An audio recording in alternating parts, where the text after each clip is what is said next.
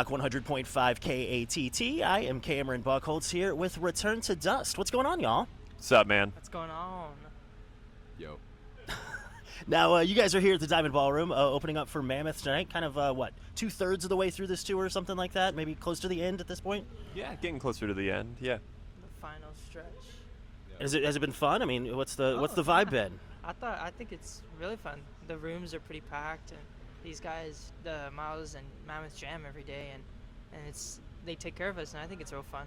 Nice. And I mean, have you guys been on a tour yet where people don't take care of you? I mean, I know you don't want to name names probably or whatever, but you can't know what's really good until you've experienced what's bad. Some are better than others. Okay, all right. So I'll look through your touring schedule and try to figure out what that means. But now you guys spent most of the summer out with 3 Days Grace and Breaking Benjamin, right? Yes, sir. I believe that's when you guys were at Rocklahoma was kind of part of that. Mm-hmm. Kind of down the stretch. Yes, sir. I think I was too busy doing shit. I didn't get to see you guys, but I'm stoked to see you tonight. Yeah. And just kind of tell people what to expect from seeing you guys. Well, we are a very live band. We were playing real amps up there. And Okay. We got no tracks or anything like that. Which is an important distinction to make in this day and age. Oh, absolutely, yeah. It's not given to the genre. You know what I mean? Sure. It's not just a given.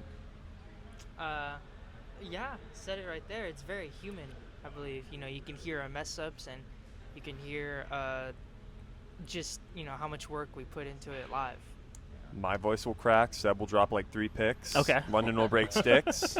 Grant might break a foot. That's I walk up there and have no mix. Yeah, it happens. Like last show. It happens. that's just part of the live concert experience. Uh-huh.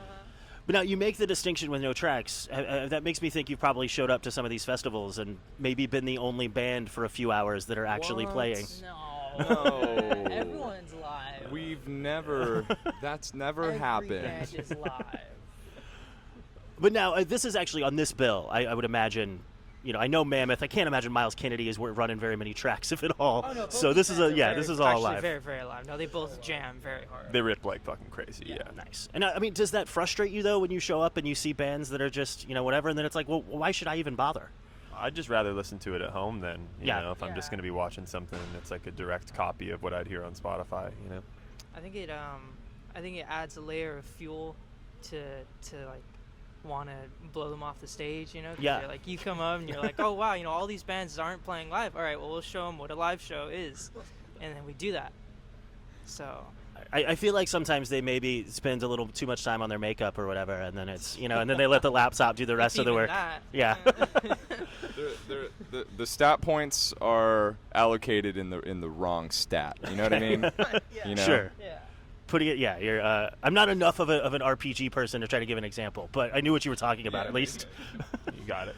But now I asked you about if you've had any bad experiences being out on tour, but thus far, what's kind of the highlights of the last couple of years that you guys have been out?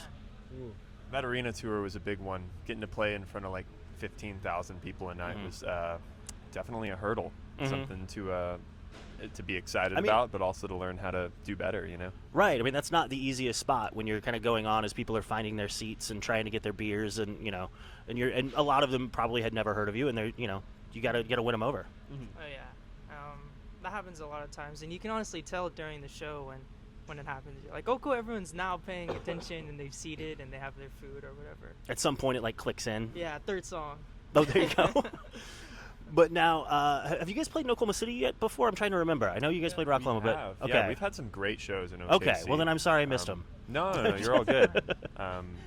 Yeah, we've done a headlining show here. We've done a lot of opening acts here, and every single time, a lot of Tulsa and a lot of OKC. Yeah. Nice. Anything stand out in your memory? I know they probably all blur together a little bit, but Kane's Ballroom though is a pretty amazing Kane's one. Ballroom is one of the best venues in the country. Yeah, Twice. we have played Kane's twice now, thrice. Actually, No, I don't. twice.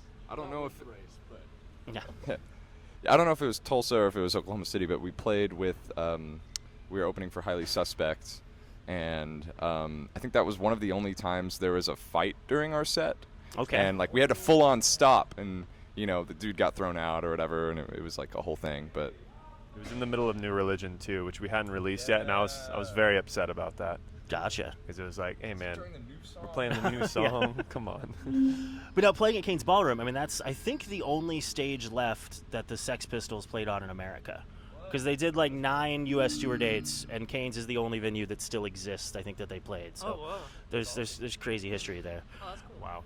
But guys, just stoked for the show, and thanks for taking the quick time to talk to me. And looking forward to seeing you all tonight. Of course. Yeah. Thank you so much for having us. Yeah, thank you for having us.